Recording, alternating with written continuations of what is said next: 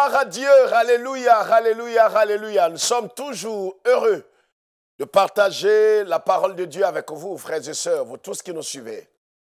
Que le Seigneur notre Dieu nous bénisse et qu'il nous garde. Nous prions ensemble.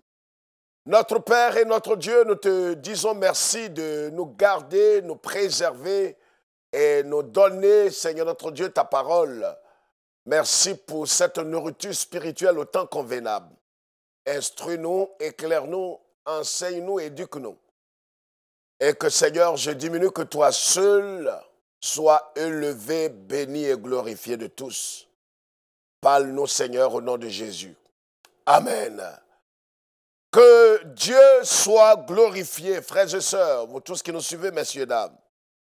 Romains chapitre 6, Romains chapitre 6, le verset 11 jusqu'au verset 13. Ainsi vous-même, regardez-vous comme morts au péché et comme vivants pour Dieu en Jésus-Christ. Que le péché ne règne donc point dans votre corps mortel et n'obéissez pas à ses convoitises. Ne livrez pas vos membres au péché comme des instruments d'iniquité, mais donnez-vous vous-même à Dieu comme étant vivants, de mort que vous étiez, et offrez à Dieu vos membres comme des instruments de justice. Amen. Voilà ce que nous dit le Saint-Esprit par la bouche de Saint Paul dans cette épître aux Romains, où il va enseigner la voie du Seigneur, parlant de la grâce, parlant de comment véritablement celui qui est né de Dieu, comment il doit se conduire. Mesdames et messieurs, frères et sœurs en Christ, vous tous qui êtes en contact avec nous, voilà ce que dit la parole de Dieu. Paul dit par l'Esprit, ainsi vous-même, car en vérité, au verset 10, il dit, car il est mort et c'est pour le péché qu'il est mort une fois pour toutes. Il est revenu à la vie et c'est pour Dieu qu'il vit. Ainsi vous-même, regardez-vous comme mort au péché et comme vivant pour Dieu en Jésus-Christ. Le thème que je voudrais partager humblement avec vous est intitulé « Soyez tout entier à Christ ». Soyez tout entier à Christ. Frères et sœurs, nous sommes à la fin des temps. Malheureusement, plusieurs qui prétendent avoir reçu Jésus, plusieurs qui prétendent avoir expérimenté le salut en Jésus-Christ, sont perturbés. Plusieurs ont commencé à s'éloigner véritablement du Seigneur. Plusieurs ont commencé à vivre pas comme un véritable disciple, pas comme un véritable croyant, mais en vivant comme un homme qui n'a pas été affranchi, un homme qui n'a pas été justifié, un homme qui n'a pas été crucifié avec Christ. Car l'apôtre Paul dit en Galates chapitre 2, pour ceux qui sont nés de nouveau, j'ai été crucifié avec Christ. Et si je vis, ce n'est plus moi qui vis, c'est le Christ qui vit en moi. Nous devons, pour tous ceux qui, un jour, sont passés des ténèbres à la lumière, un jour ont été justifiés, ceux qui ont reçu Christ dans leur vie, ils doivent être tout entiers au Seigneur, qu'en vérité, on ne peut pas partager sa vie avec le diable ou partager sa vie entre le diable et le Christ. Car le Seigneur dit lui-même par la bouche de Saint Paul, qu'est-ce qu'il y a entre les ténèbres et la lumière, entre Bélial et Christ? En vérité, pour tous ceux qui ont reçu Christ, ceux qui sont nés de nouveau, ceux qui ont le témoignage du Saint-Esprit, qu'ils sont nés de nouveau, ceux-là doivent être tout entiers au Seigneur. C'est pourquoi, frères et sœurs, nous devons est tout entier, véritablement, on ne peut pas marcher avec le monde, avec l'esprit du monde et prétendre appartenir à Christ. Si nous sommes au Seigneur, si réellement nous avons expérimenté Christ, si réellement nous sommes passés de la mort à la vie, nous sommes passés des ténèbres à Christ, qui est lumière de Dieu, nous ne devons pas être à moitié avec le Seigneur.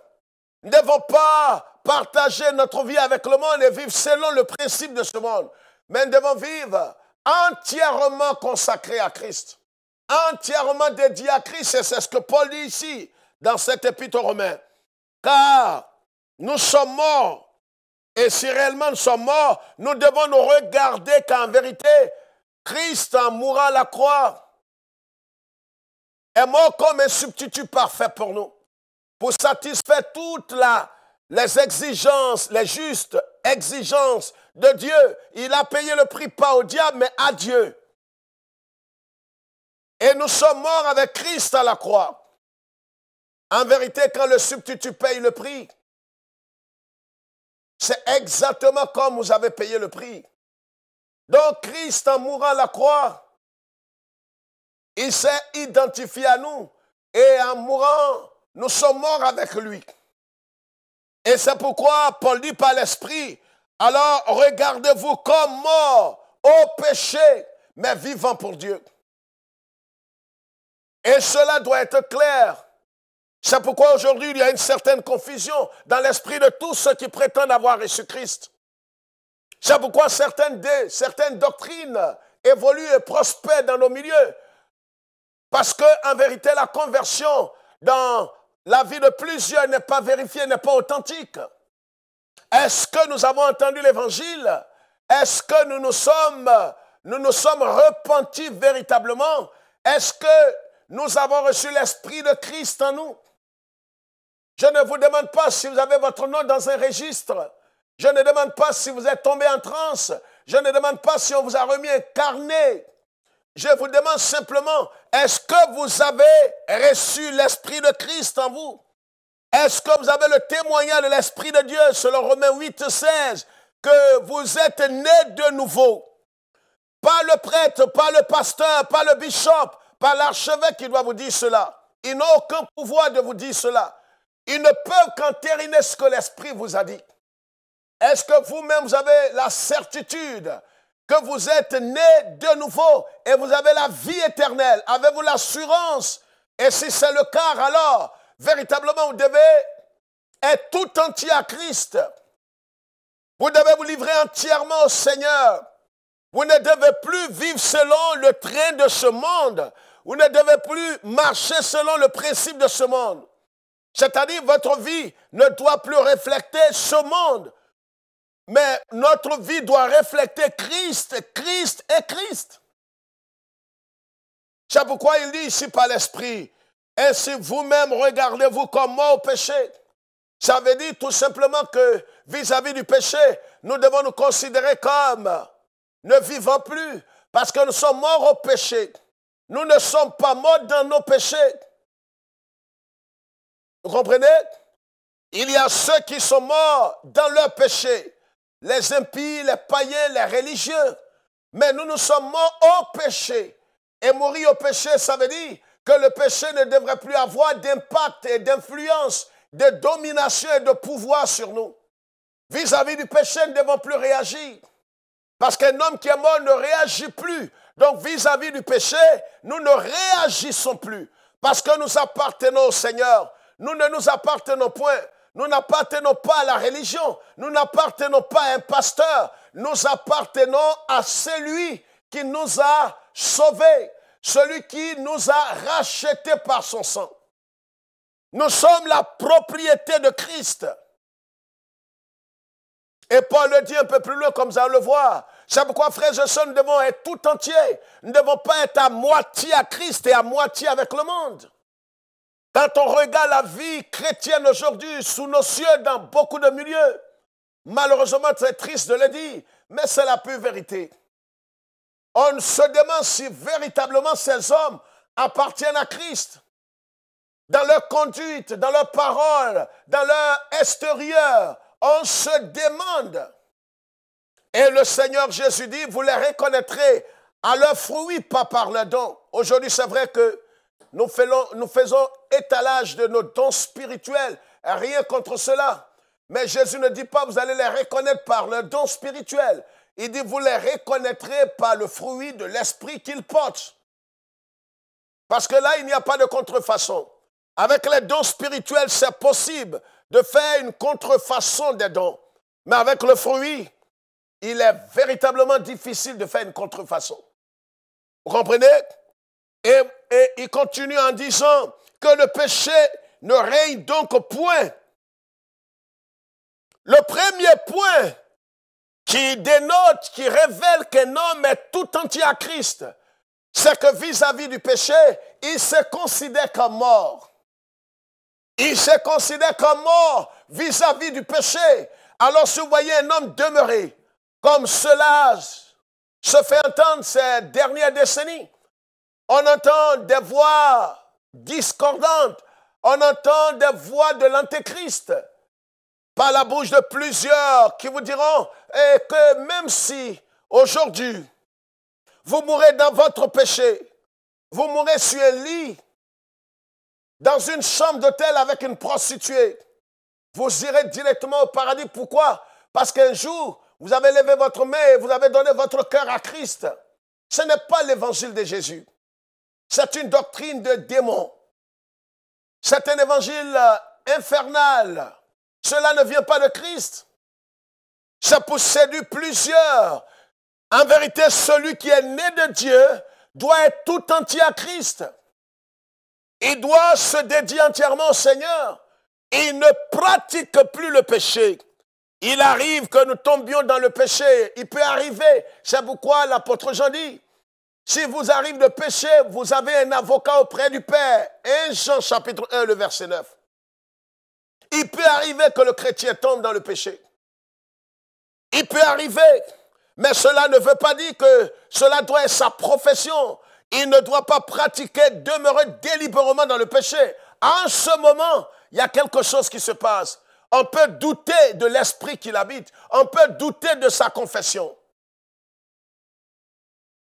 La première chose qui révèle que nous sommes tout entiers au Seigneur, qui révèle que même nous sommes véritablement nés de nouveau, c'est que vis-à-vis du péché, vous allez voir ce croyant se tenir comme mort au péché.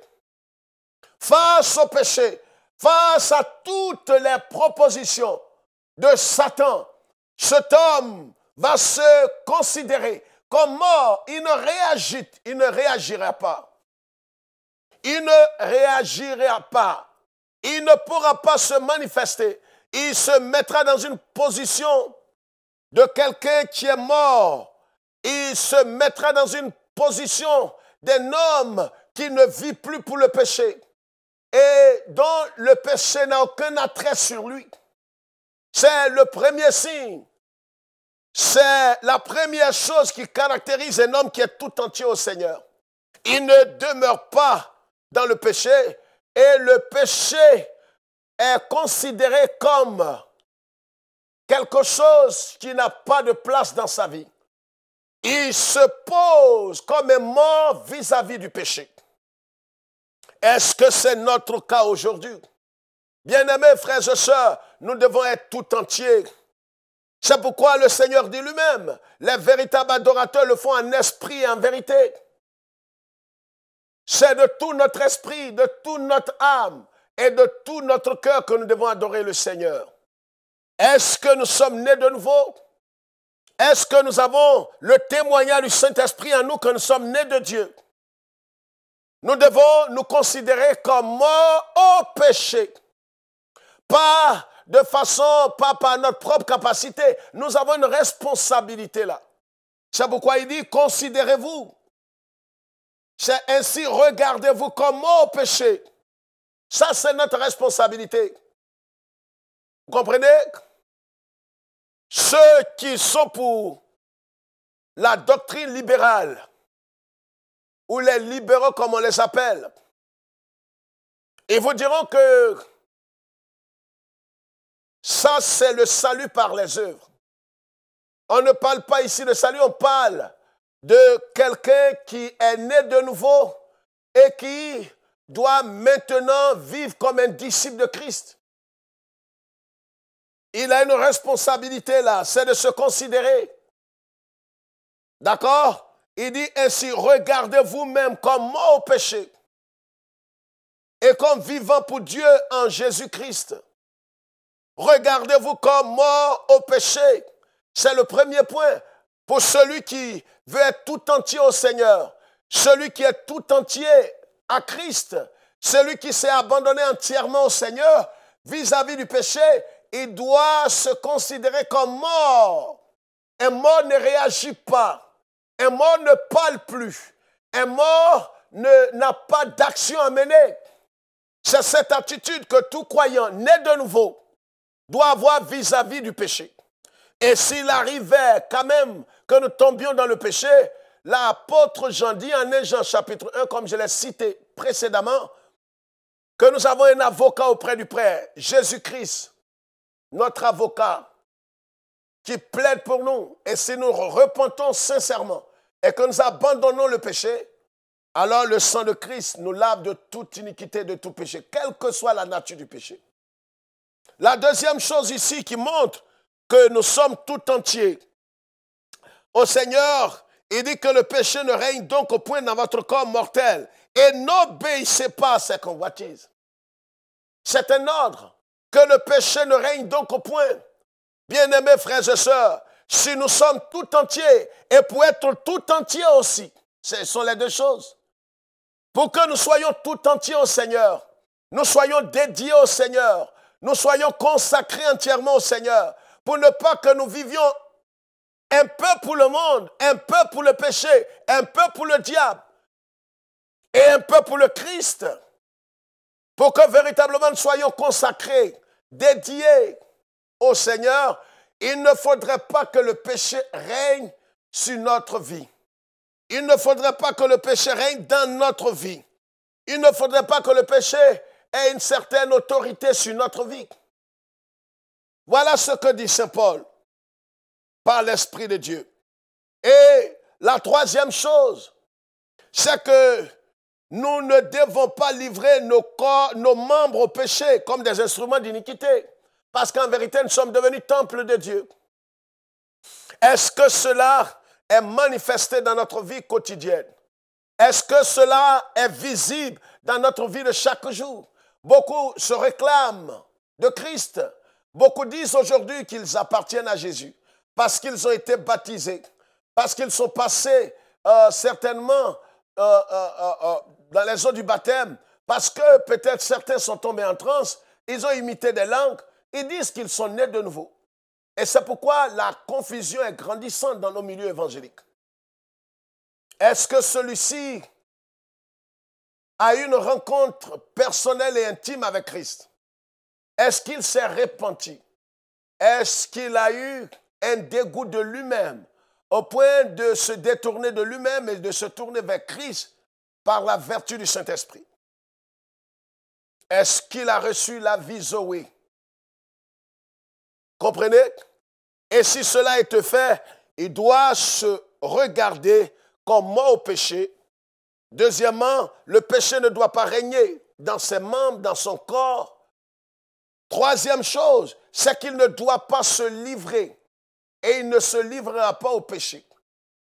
C'est très important. Mais il va se dédier à Dieu. Il va se dédier entièrement au Seigneur. Bien-aimés, nous ne pourrons pas être tout entiers au Seigneur si nous livrons nos membres. Je livre mes yeux, je livre mes mains, je livre mes pieds, ma bouche à l'iniquité, au péché, à toutes sortes d'orgies, fornications, à toutes sortes de pratiques. Je ne peux pas prétendre être tout entier à Christ quand je livre délibérément mes membres au péché. Regardez ce que la Bible dit ici. Paul le dit aussi aux Corinthiens dans sa première épître aux Corinthiens. 1 Corinthiens chapitre 6, le verset 18 à 20. Il dit, fuyez l'impudicité.